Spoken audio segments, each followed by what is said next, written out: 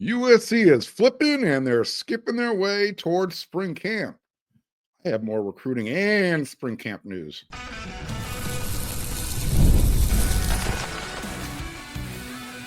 You are Locked On USC, your daily podcast on the USC Trojans, part of the Locked On Podcast Network, your team every day. Hey, fight on, everyone. I'm your host, Mark Colkin, and thank you for making Locked On USC. It's part of the Locked On Network, your first listen every day. Whether you're watching the show on YouTube, you can pick a platform, you can download this podcast. It's always free, and I always appreciate your support. If you're an everydayer, part-timer, you should be an everydayer. I have been talking about recruiting all week. So why should I flip the script now, right? Not a chance. Not with the news about USC getting ready to flip Jonas Williams, quarterback. USC is about to see USC's recruiting class make a move. WeAreSC.com's Scott Schrader. He joined in with On3's Steve Wiltfong, as well as the other national recruiting analyst, Chad Simmons. They put in their predictions. 4-star quarterback committed to Oregon, Jonas Williams. They put their prediction in Wednesday morning, and the prediction is he's flipping to USC. He's no longer, he's still committed to Oregon until he's no longer committed, but USC is going to be the place to be. And it seems like it's been heading this way for a few weeks, ever since he took that visit to USC's junior day, the beginning of February. Remember? My everydayers do. I kind of made a big deal out of it when he showed up because he kind of out of the blue. Nobody anticipated this young man coming in from Chicago for USC's junior day, especially since he was already committed to Oregon. So again, kind of a big deal. Following his trip to LA, visiting USC for junior day, he had this to say, quote, "Coach Riley is the driving force in my recruitment. He has been recruiting me pretty hard. USC is one of my top contenders. I'm just taking it all in, and I'm grateful for the experience," end quote. He also talked about USC's recruiting class, not his class per se, which he's pretty intrigued by it, but the 2025 class also got his attention. He said, what they did with the 2025 class, what they're doing with the class of 2026, it's pretty intriguing, end quote. So you know how Jonas feels about it. You know how some of the top On3 insiders feel about it. This is what Jonas' father, John, had to say after the trip to LA. It was a very nice and impressive university. The campus is nice, obviously a great education out there, and the football program speaks for itself. Coach Lincoln Riley seems pretty trustworthy, pretty humble guy, obviously knowledgeable in the football arena, end quote. If you watched yesterday's episode, you know I had special guest Brian Smith, part of the portal, runs Locked On Seminoles. He's also a national recruiting analyst. He said Lincoln Riley's underrated when it comes to recruiting. There's an example right there. So anyways, the guys from On3, they predict that Jonas is going to flip his commitment to USC. And again, when that happens, I'm telling you right now, once he flips his commitment from Oregon, USC is going to leapfrog the Ducks, and they're going to have the #1 recruiting class. According to Wiltfong, Williams has gone back and forth on flipping or waiting to take his visits this spring. But if you were to, I guess, hold a gun to Steve's head, he said he's leaning towards the first part. He thinks that the flip is going to happen before any of those visits happen. So who is USC getting? What is USC getting with Jonas Williams? He is not the next Caleb Williams. Let's just get that out of the way. There's a lot of striking similarities. When you watch his film, you see someone who reminds you of Caleb. There's no doubt about it. But I don't think we should put that kind of pressure on this young man. He hasn't even played his senior year of high school yet. He has his junior film out, and it's impressive. It's good to watch. Fun watch. Go check it out on Huddle. When you watch that film, you'll definitely see someone who's like, all right, I've seen that somewhere before. Well, it's because he can extend the play. If he doesn't have time in the pocket, he doesn't worry about that. He's got the footwork. He can also, he showed that he can throw off schedule. And not only does he throw off schedule, he does it with accuracy, which is really important. I mentioned he has the footwork. He also has the wheels. He can rip off long runs. He's got that type of athleticism. And as far as arm strength, if you like that, he can throw the deep ball with the best of them. So again, he's heading into a senior season of high school. I don't know quite yet. It's probably, and I'm being a little facetious here, a little sarcasm. Again, if you watched a previous episode of Locked On USC, you understand where I'm going with this. I don't know if he has Tom Brady skills yet. I don't know if he knows what the opposing defense is going to do before the opposing defense knows what they're going to do. Again, go back and watch the episode. You'll understand. But USC is getting a 6'1", 200-pound quarterback. The other similarity you'll notice is he wears jersey number 13 in high school. Well, he's going to have to ask Caleb Williams for permission to wear that jersey number because, as you know, USC retires their Heisman numbers. Williams has been committed to Oregon since last August, 2024. He's been up there multiple times. But Oregon is also chasing another quarterback in the class of 2026. His name is Jared Curtis. And sometimes quarterbacks, if they're not feeling the love or they sense that somebody else is a higher priority, they're going to start looking around. And I think that's the impression that Jonas is getting from Oregon right now. Oregon's they're playing a risky game because now, if they don't get Curtis, who is also looking at Georgia, they're going to end up with nobody, or they're going to have to use the transfer portal. Don't forget, Jonas is class of 2026. So is Ryder Lyons. And both USC and Oregon are hot and heavy after Ryder Lyons, the other quarterback prospect in that class. But I have to remind everybody, Ryder isn't showing up on anybody's college campus at the earliest 2027. He's taking his LDS mission. I don't even think Oregon is really in play here. I think this is a USC versus BYU battle. We'll see how that plays out. But here's where USC is with their quarterbacks. Obviously, you got Jaden Mayaba this year.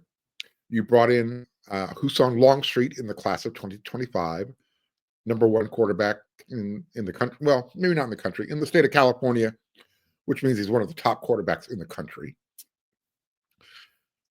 Jonas is anticipated to be the quarterback ready to start practice for USC in 2026.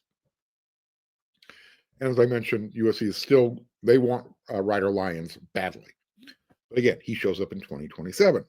Now, the rule of thumb since the beginning of time is you want to bring in a quarterback in every class. I mean, that's how you plan, that's how you build for the future. And you do that because typically, freshman quarterbacks aren't going to play. They're going to redshirt that first year. And then eventually you see the cream kind of rise to the top over time, even with that year gap between everybody. Before the transfer portal, if you transferred, you had to sit out a year. That rule is dead. It's almost like it never existed. And look, let's just look at it from a pragmatic point of view. USC is setting themselves up well. They're going after the high school quarterbacks. They're building it through the high school recruiting, the way you want to do it. But I think the number is 60%. 60% of those top-ranked quarterbacks that come in, they eventually transfer. So they're not even staying where they eventually sign at a high school. And if you need examples, just look to Oregon. That's how they get their starting quarterback every year. Yes, I am picking on them, but I'm having fun. USC's taking something from them that they need. Look, like I said, I get building through the high school ranks. It sets you up. You want to build for the future that way. But when you're recruiting the quarterback position, you can't go 1 year and say, we're not going to take one this year because we got Husson in 2025. We anticipate Ryder will show up in 2027. You can't do that. You can't take that chance. And this is why Coach Riley isn't putting all of his eggs in the Rider Lions basket. Everything is year to year. And especially with the way the game is moving, the college football game, it's looking more and more like the NFL every year. Uh, Everything is in year to year basis. So you can't be worried about, um, a Rider Lion saying, well, I know I'm not short until 2027, but you took this guy in 2026. Why should I? You can't be worried about that. As a head coach, if you're running USC's program, you can't be concerned about that. But look, this is probably a perfect example of why it's a good thing Chad Bowden is now around. He's USC's general manager. He can figure out these details. Because again, the days of stacking elite quarterbacks, you need somebody who's got the Midas touch, somebody who can kind of, lay things out, show everybody how it's going to work, and not put that responsibility on the head coach. They just don't have the time to do that anymore. So you're getting a commitment from a top 100 player. And if USC adds that to their 2026 recruiting class, which is ranked number 2 in the country right now, it's obviously they move up to number 1. So when you have this much news and agreement across the board, I mean, pretty much everybody is like, all right, they're on the same page. It doesn't matter what network you follow for recruiting. Everybody's like, yep, it's happening.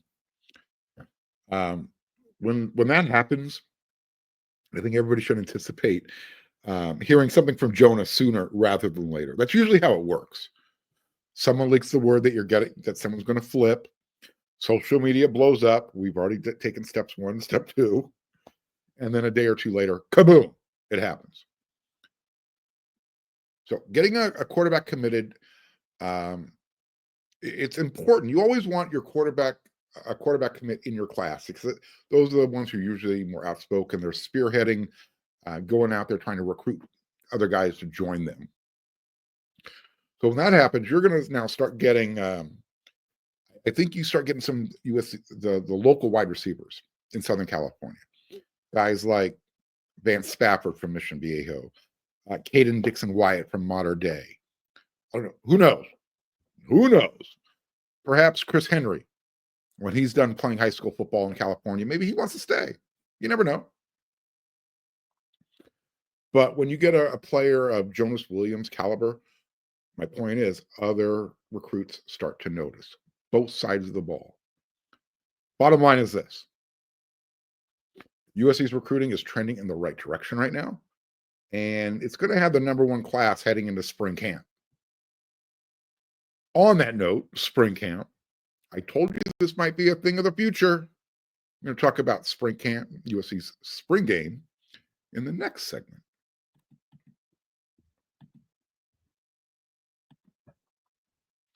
Attention, Locked On USC fans. The future of college sports is here, and it's transparent. Before the Roy app, NIL negotiations often happened under the table, and fans didn't have a clear way of, they didn't have a clear way to directly support their athletes, the ones they love.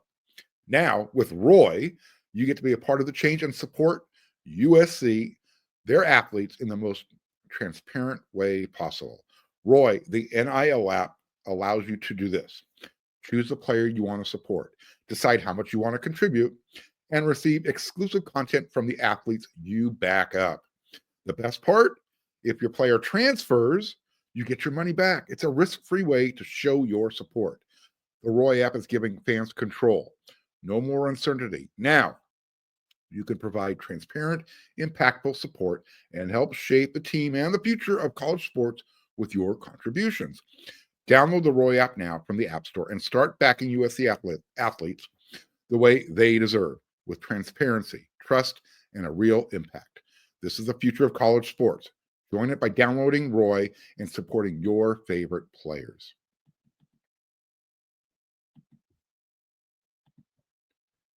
Do they even call USC spring game the Trojan Huddle anymore? Does USC even host a typical spring game at the Coliseum for their fans anymore? The answer to both of those rhetorical questions is no and no. I haven't heard it called the Trojan Huddle in quite a long time, so I'm just going to say no. But I can tell you that there's not going to be a spring game in 2025. The word is out. USC will not hold a traditional spring game at the conclusion of the 2025 spring camp. That was learned. I learned that, and multiple sources have told WeAreSC.com that.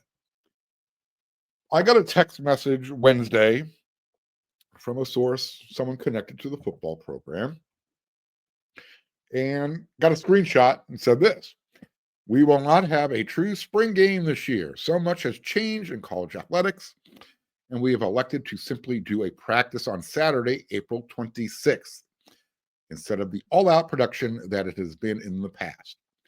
We will have an event for player families prior to the practice that will begin at a certain time in the Coliseum, and the practice will be open only to player families and guests, as well as recruits.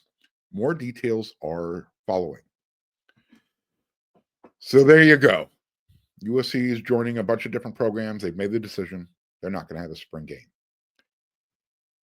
If you are an everyday viewer or listener of the show, this shouldn't be news to you.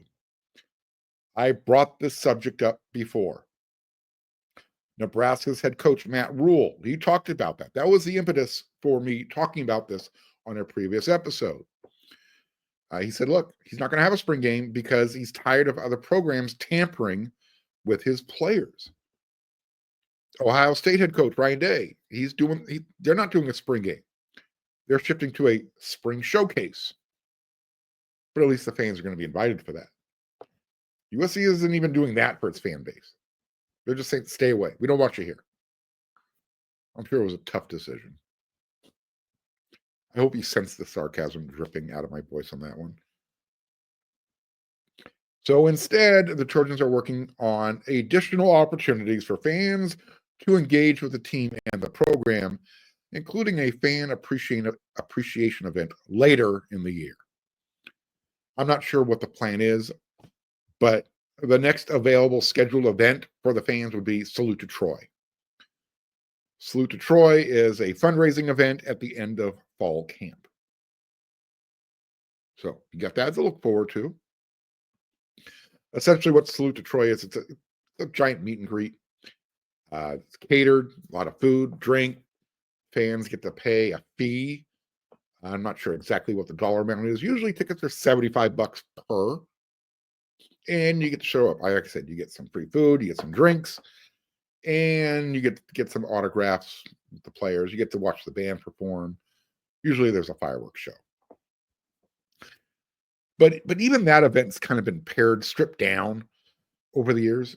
I don't know if any of that had to do with Steve Sarkisian's outburst a few years ago, way back when his language got a little loose. Anyways, so April 26th is the date for the parents, special guests, recruits. They get to come out for breakfast, and then there'll be a practice inside the Coliseum. Now, I'm starting to wonder now if the media is going to be invited. Interesting, huh? Look, like I said, I understand why Coach Riley is shutting this down, much for the same reason that Coach Matt Rule is doing it at Nebraska. Other programs, they get an idea of what your depth chart looks like.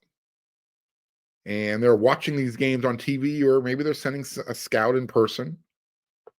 And then all of a sudden that spring transfer window opens up. And that's when the tampering process starts. You're saying, well, how do they do that? Well, behind the scenes, a certain player will get something, a message like, hey, I saw you didn't start in the spring game, and I saw that you only caught one pass. All of a sudden, interest levels is peaked. The person who's representing the other program say, you know what, you only caught one pass in the spring game.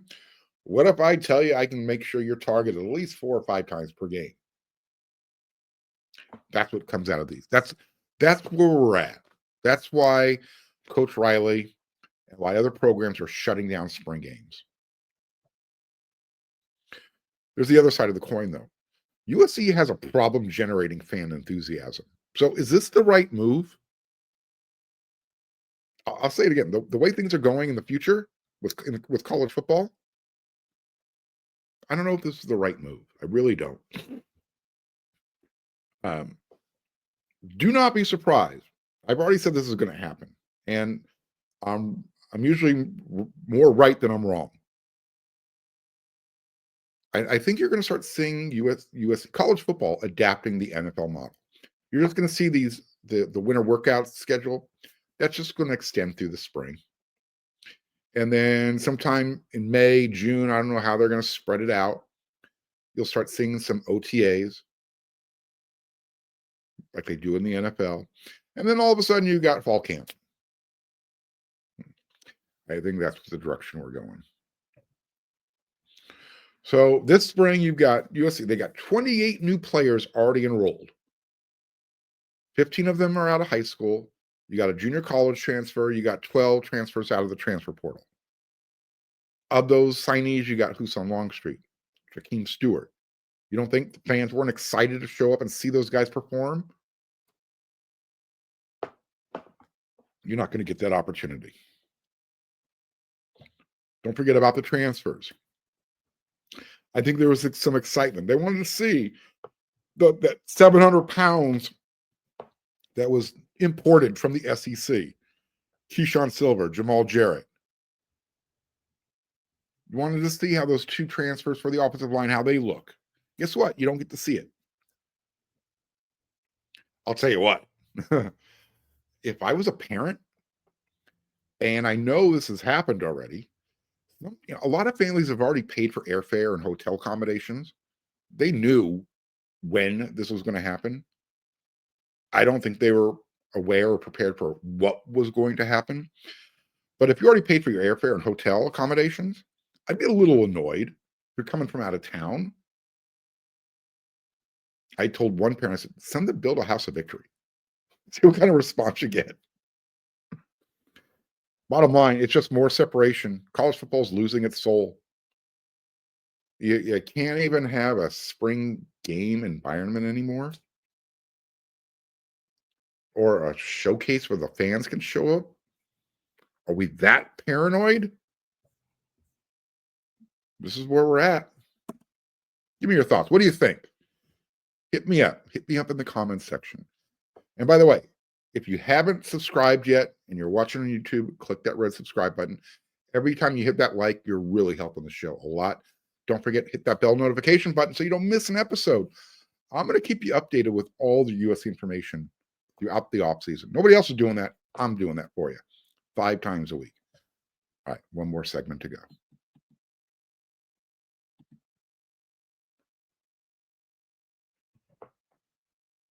Well, the Big Ten, the SEC, they're making moves. They're fixing the college football playoff system. They're in charge now. I think everybody just needs to accept that fact.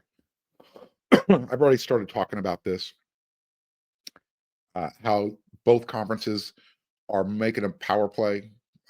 They want 4 spots guaranteed every playoff, especially once this thing goes to 14 teams, and it's going to. They're having meetings this week, whether it's in Dallas, New Orleans, whatever. They're making the decision to fix the college football playoffs, make it even better. Their first change they're going to do, according to SEC Commissioner Greg Sankey and Big Ten Commissioner Tony Petitti, they're in favor of changing the seeding process for 2025. They want the seeding based directly on the rankings and no automatic buys for conference champions. You heard that sound? Did you hear this? Did you just hear that sound? That was Oregon fans somewhere punching themselves in the throat. I don't think the Big 12 and the ACC commissioners are fully on board with this. They can sense that, the Big 10 and the SEC have some bias when it comes to rankings. Welcome to Pac-12.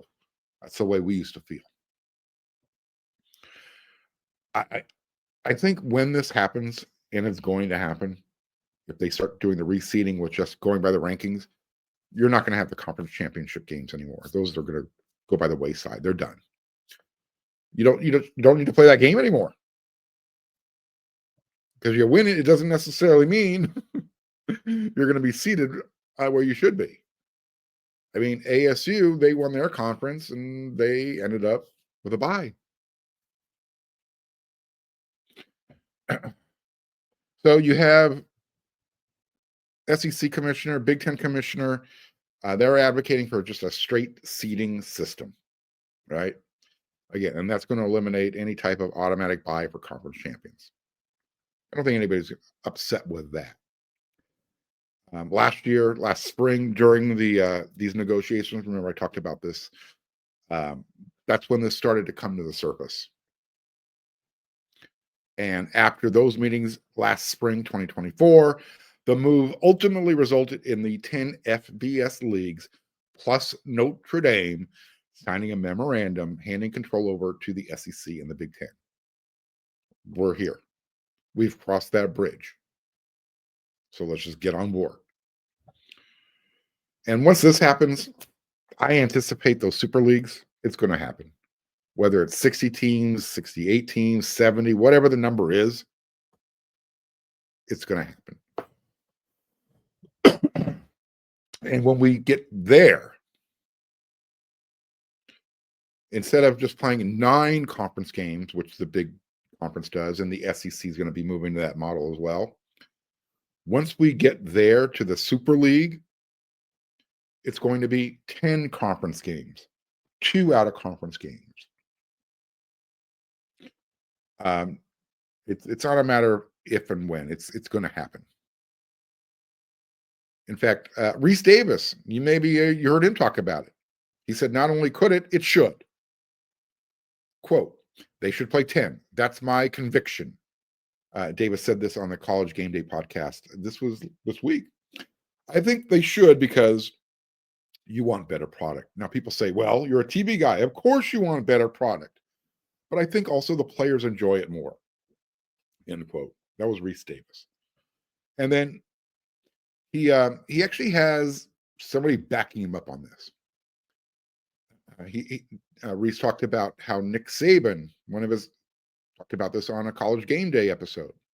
Quote, Nick Saban has said on numerous occasions that while there were certainly constraints with the COVID year, that in terms of competition, that was perhaps the most enjoyable year he had. They played 10 SEC games, and that was all they played. Interesting. So USC would play a 10-game conference schedule. Notre Dame. And if I'm putting their schedule together, I'm picking a school from California. I'd prefer one of those weekender teams, whether it be Cal or Stanford. I don't care. If they're not available, they don't want to be available. You got San Jose State, you got San Diego State. I'm sure they'd jump at the opportunity to play in the Coliseum. Or, you know what? Let's throw a bone to Oregon State and Washington State, see if they want to play a game. I don't think they would say no. So things are moving pretty quickly. And that's why you tune into Locked On USC every day, so you can stay up to date. You don't want to play catch up. That's why you need to become an everydayer. Get all this news, all this information. And you say, yeah, you know what, Mark, I heard that. You're right. You did talk about that before. All right. Big things are happening. USC is flipping a quarterback. They're going to eventually have the #1 class. Hopefully, maybe by the end of the week. We'll see how soon that happens. You now know there's no spring game. You upset about it? Do you care? Some of the feedback has been, who cares on the WeAreSC.com message board? The other half of it is, well, now what am I going to do? Now I have to wait till the fall. And then obviously, big changes coming. So a lot of info in this episode. If you missed yesterday's episode when I had special guest Brian Smith, we talked recruiting, go check that out. A lot of good info there as well. I'll be back tomorrow. I'll have a whole bunch more news, notes, information for you. So until that next episode of Locked On USC, everyone, you know what to do.